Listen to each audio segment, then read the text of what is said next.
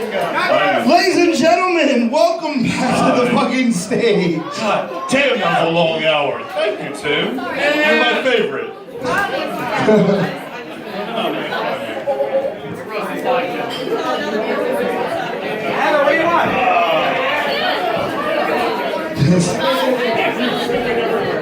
This is actually the smoothest running show I've ever had here. Yeah, no shit. Because it's the only show I showed up to. Me too. Ladies and gentlemen, let's give it up to meth addict Ronald McDonald. Couldn't have done it without you. That's probably a lie. We definitely could have done this without you. You're awesome. Thank you, Fenris. Thank you. Is it my turn to go? No. All right. So, I was lied to. I would not have agreed to this under these circumstances. I was told many things by many people. I was told these motherfuckers were going to be funny. I was told these motherfuckers were going to be mean. Nobody. None of y'all. None of y'all were mean. All right, all right. Rick, motherfucker, still, you were kind of mean. Hey, Jerry, you remember that first joke you told about girlfriends passing the test? I dated your girlfriend before you did. Angelique's my bitch. Handed her off to you and said, please do not date this girl, just have sex with her. And you said, I love her. Poor Jerry. And where's my sister? Where is that bitch? Where's that incestuous bitch? You were not wearing the things that they described. You were wearing a bumblebee costume, and that bumblebee costume was fucking hot.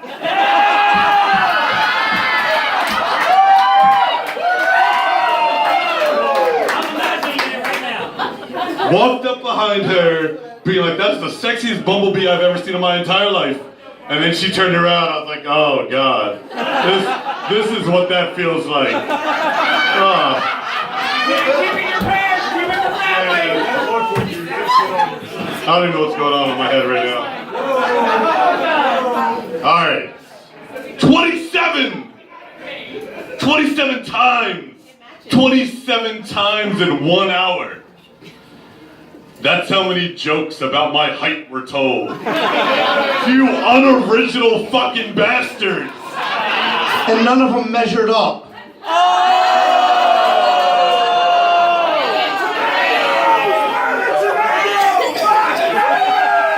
It's like the fact that Rick Steele obviously wants me to fuck him in the ass.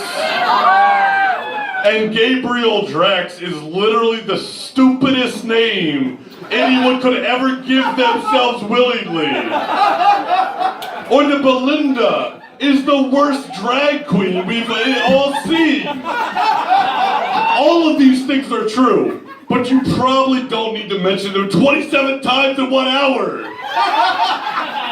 They lose a little bit of funny. All right. Am I still funny? Yolanda, you are amazing. Yolanda's my gauge for funny. Because I wrote jokes to be mean, thinking that y'all had balls. Oh, yeah, I'm disappointed too. All right. Let's give a round of applause to this fine collection of comedians.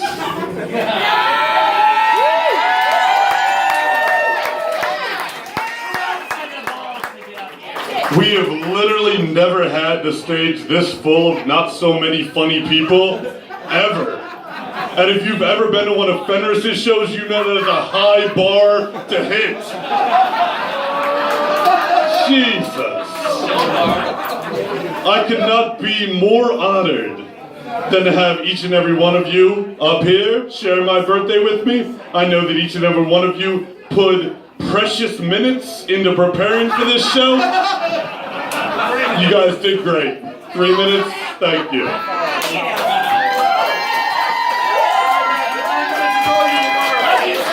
Oh, and in case In case I didn't make it clear earlier, this is going to go on for a long time. Like, I'm not even scratching the surface. That's the first time Heather ever heard that. Hey, girl.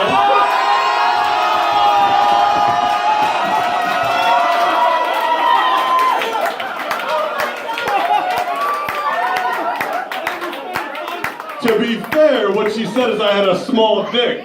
Not that I couldn't go all night. Relax. For those of you in the audience, I cannot express my appreciation for you being here enough. There is truly no greater gift a man can receive than to look out over a group of his friends and know that they paid money to be in the same room as me.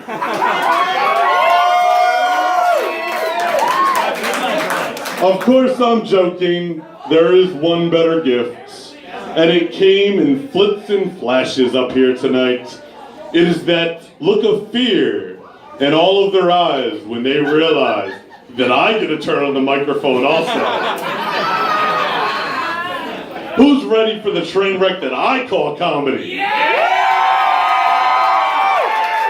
I just want to point out you're making Gabe seem brief. I might not have understood what you just said. What did you say? I'm drunk. Leave me alone. Oh, long. Oh, we're going He on can take as fucking long as he wants. We're going. It's my fucking birthday. I've had a clown nose put on me. I've had this. Incest. I've been accused of incest. I'm going as long as I want. Get a fucking drink. What do you want? First and foremost, I have to give a nod to one of the more unexpected roasters this evening. Even though Edible and I have known each other for a very long time, we really don't hang out much. Personally, I blame my awesome taste in music and the fact that he's really a basic bitch DJ. Honestly, there are tons of things that I admire about you, dude. You were rocking the beard before it was cool.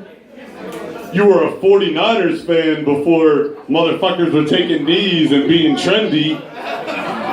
Hell, he was living a black life before it mattered.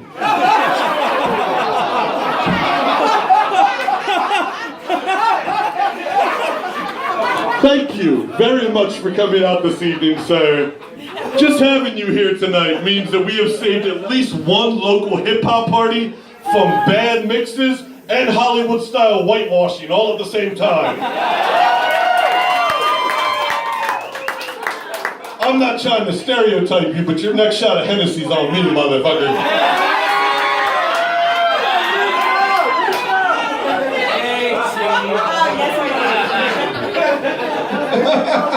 Call for Gina too, why not? The next person I want to address is you, Photo Boy. Photo boy. I honestly cannot even believe you would put yourself in this situation. Come at it, bro. Ladies and gentlemen, let's give it up for our photographer and professional creeper extraordinaire, Matt Man Baby Maestro.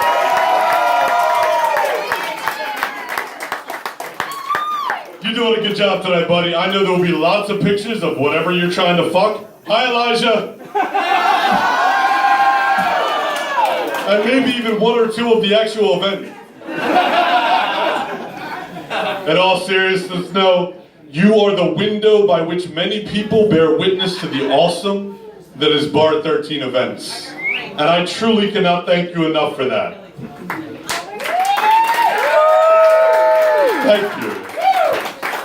I have to say though, I feel like you might have been off more than you could chew tonight, which I imagine is a pretty common occurrence judging from your dark and edgy Peter Griffin cosplay.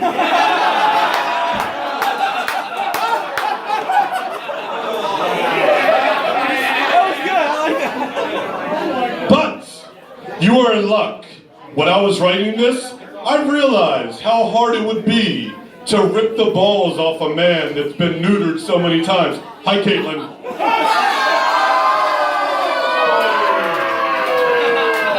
So I just decided to buy you a drink after this. Not because I love you, but so you have an empty glass to catch your end of the night tears in.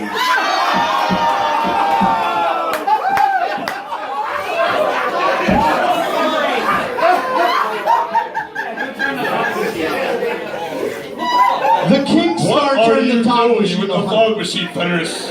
It was the King Star, You not are me. still ugly. Calm down.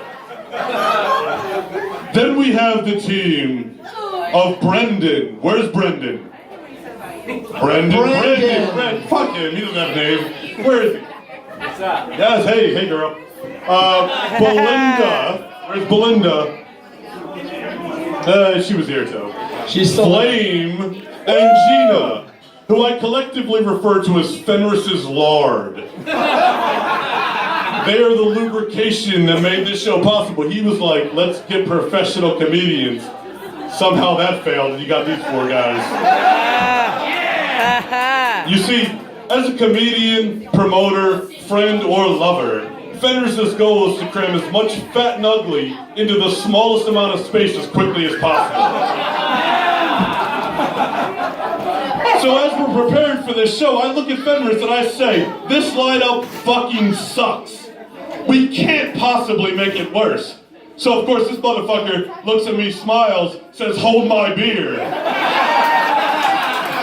And books these four idiots that I know nothing about. And that tells me that I have to say funny and mean things about them for your entertainment. Which I thought was going to be hard until I realized that all I have to do is imagine dating them and the mean would probably come naturally.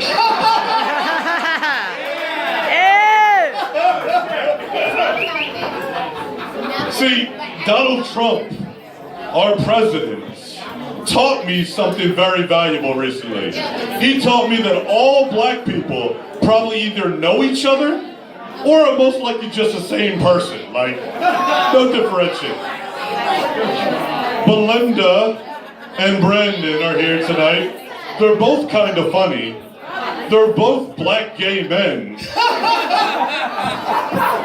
And they both make me wonder how many hate crimes I could get charged for by making fun of them tonight. I feel like it's too risky to go hard on you guys. Like bareback fucking a really hot girl who you know has every STD under the sun, kind of risky. Which brings me to Flame. Where's Flame?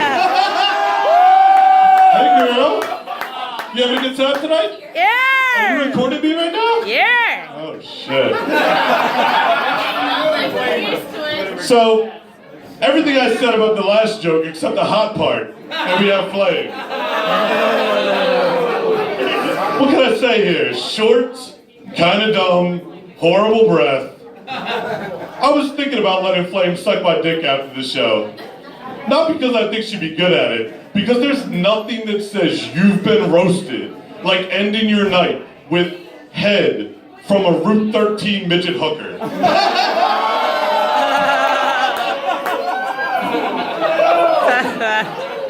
Except maybe waking up next to her Jabba the Hutt-esque mother, aka Gina Gibbons. Where are you at, girl? She Behind me! Oh, hey. Gina, I can truly say that you're the worst comedian I've ever seen in my entire life. And keep in mind, I know Fenris. I'm thinking comedy's not for you. Maybe a career in ISIS. Oh! You could help with their training suicide bombers. Just tell them your jokes until they want to kill themselves.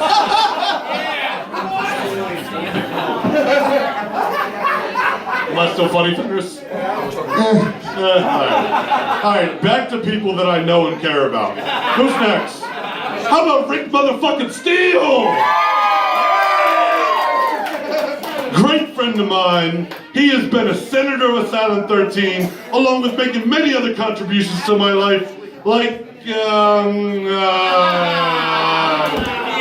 Alright, well I guess that's kind of it. I guess that's, you get the girl's high, that's cool. Actually, now that I think about this relationship, it does seem kind of one-sided. Where's Burnett? No, really. What do you do to contribute to this friendship anyway? I love you with every ounce of my being. You dizzy people with your thanks for being my friend nonsense. But when I stop to think about it, I'm not sure if we're actually all that good of friends, Rick. Maybe instead you just use me for my hot girlfriends, and because I gave your stupid middle name. That could be. This is getting awkward. Out of everyone up here tonight, I felt real love, except for you. Wow. I think you might just be here for the free drinks and to look cool. I don't think it'd be time we call you out on your charade.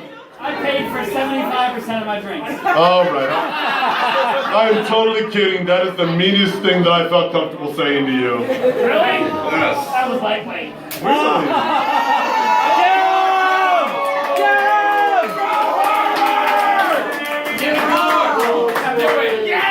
I'm not doing it. I'm not doing it. He will cry. You're awesome, and thank you for being my friend. Thank you, brother. Your quote about why that line is cool, totally stupid. Oh, fuck. Nobody likes it. Nobody wants to hear it. Stop saying it. All right. Speaking of not really being friends anymore, what's up, Diggity? Where you been? How's the kid? You still think it's yours? How's that hot little wife of yours? Tell her daddy says hi. I'll get back to you in a second. Speaking of daddy issues, though, I think you're up next, Nicole. I've actually been thinking for the entire month on how to do this. I have two beautiful, amazing partners on stage up here. 3 if you count Jerry.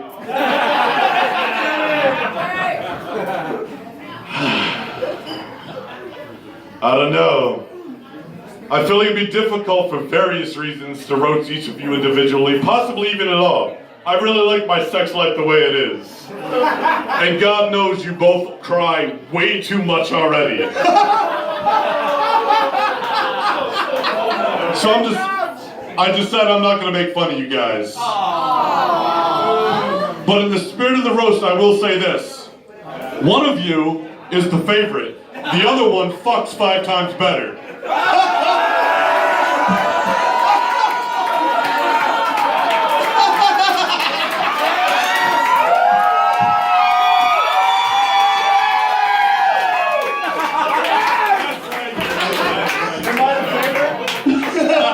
You're actually both Jerry. Spoiler.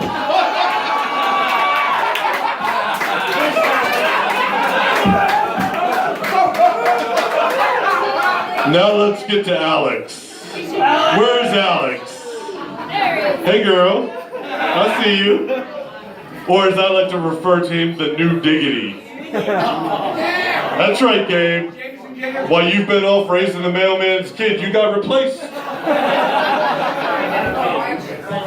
For those of you that don't know, Alex is the Awesome Bar 13 website guy. Is that what he is? Yep. Along with filling the role of the creepy drunk uncle sitting in the corner telling us we'll never be good enough. And occasionally touching us in really weird and inappropriate places. Do you see how easy that transition was? Took your job right out from under you. Alex is the perfect combination of super geek and bad boy wannabe that make all the girls quiver.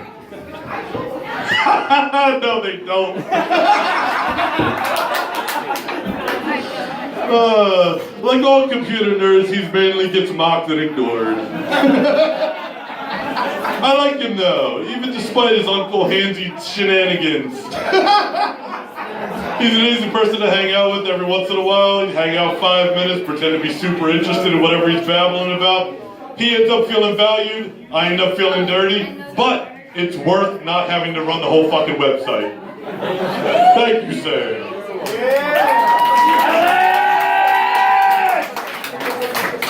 Which of course brings, hey girl, yeah, let's do shit. Jameson. Not even a question at this point? Hey guys, I drink Jameson. Tim, make Me too. I'm almost done. Heather's also heard that before. Whoa. All right. Send him back. This, of course, brings us to my brother Gabriel. Gabriel. He is the co-creator, along with myself, of Asylum 13 Party, one of the best friends I've ever had. You're lying. He paid me to say that. And tonight, in typical Diggity fashion, you fucked up the flow of everything. After not speaking more than a few words in months, this motherfucker calls up Heather yesterday and says, "Herkader! I want to roast Matthew too." To which, hey girl. To which, of course, the universal response is an eye roll and an exasperated, "Of course you do, Diggity." The point of that story being, I had less than 24 hours to write anything about your doofy self. Fortunately, I have the experience of wrangling your pudgy meerkat-looking ass, so I have to tell one of my favorite Diggity stories. Are you guys ready for a story? The diggity. To the Diggity! No doubt. Drink it. I drank mine. It was New Orleans! There were 10 of us. The trip was phenomenal. Where's Derek? But we started in a bar where the Diggity wore a puffy vampire shirt. You guys know the shirt. The white puffy vampire shirt. And he approached us as a group with his wine in a bar that did not serve wine. I don't know where he got this fucking wine. And he cupped it from underneath. And he said, "Do you know about the vampire king of New Orleans?" You guys know about that motherfucker. Apparently that motherfucker was hunting this motherfucker. He knew that Gabriel Drax was in town. And he was hungry. Gabriel wanted to talk about this a lot. Derek shut him down, beat him up. I don't know what happened. He cried. Derek celebrated. Comcast is awesome. Comcast is awesome. No cheers? All right. So then, at the end of this trip, we're finally, after day 10, 9, something, we're touring the New Orleans graveyards. The mausoleums are in front of us, graves everywhere. This is where shit gets real. This is where New Orleans was made. And Gabriel's walking around like Gabriel does. You know, cocked first, Vinny style.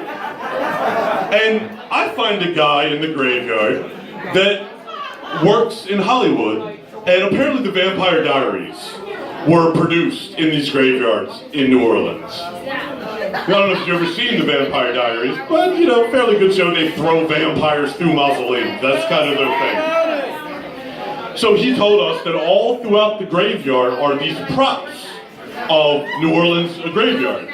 And I find one. It is a lamppost with a bunch of concrete around the bottom. To look at it, it looked like it probably weighed about 200 pounds. So Gabriel comes walking around the corner, cock out, trench coat swaying. He had a child girlfriend at the time, so she was like, you know, behind him. I think she had a balloon. So as Gabriel gets close to me, I put this prop over my shoulder. And with all of my acting ability, I'm like, "I'll catch!" And I throw it at him. And all of a sudden the Matrix broke. There was a glitch. The vampire hunted king of New Orleans suddenly transformed from cock waving, trench coat waving, diggity to as this prop slow motion flies to him as I throw it at him. And the glitch the glitch was real. The glitch was there. And the thing that I love about Diggity, the thing that I love about this man, and I cannot put it into proper words, is after he freaks out literally like a little girl, doesn't get out of the way, literally bats at it like a little girl cat, screaming. It hits the ground, he realizes it was a joke. He pulls his coat around him, he's like, I knew that. Instantly becomes Vampire Gabriel again. And that's why I love him. For all of the mistakes that Asylum has made, for all of the mistakes that we have made in this venue, Gabriel sucked it up, owned it on the cheek, and it's all his fault.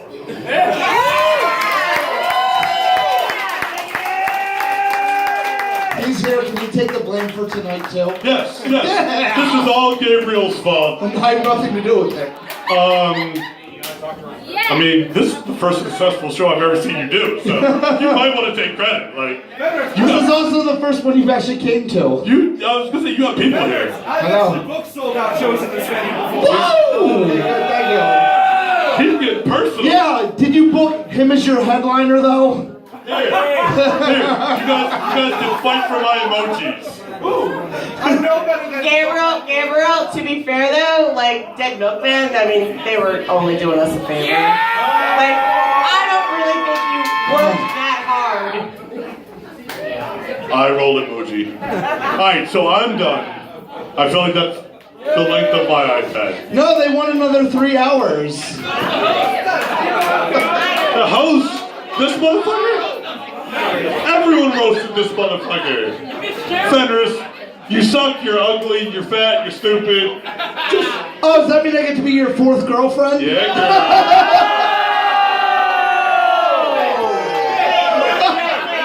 and based on how things are progressing, I need a pay stub if that's gonna happen. Yeah, I didn't roast Jerry. The reason why I didn't roast Jerry is because Jerry's sad. Aww. Jerry is... So, most people have a yes man. Like, most people have that friend that's just like, yeah, let's do everything. Jerry is my no man. I asked him to fuck his mom. He said no. His mom's hot. You don't understand. so hot. I asked him not to cancel Halloween. He said no. We're canceling Halloween. Jerry is the ultimate naysayer. So I can't. I'm not. I can't roast Jerry. I feel like you'll break. All right. So you guys remember Mike Tyson's Punch Out? Let me see that little curly cue you got. Come on. Come on. Come on. Now I want you to imagine you standing down there as little Mike. This is Don Flamingo in the fucking flesh. Look at that shit. And that only became a thing when he got his laser surgery. He got laser surgery, right? Oh, so Jerry's addicted to manscaping. Jerry's manscaping almost killed us once. So we're at a campground, and you guys ever seen The Never Ending Story? I'm pretty sure that's this roast. Alright, so the nothing.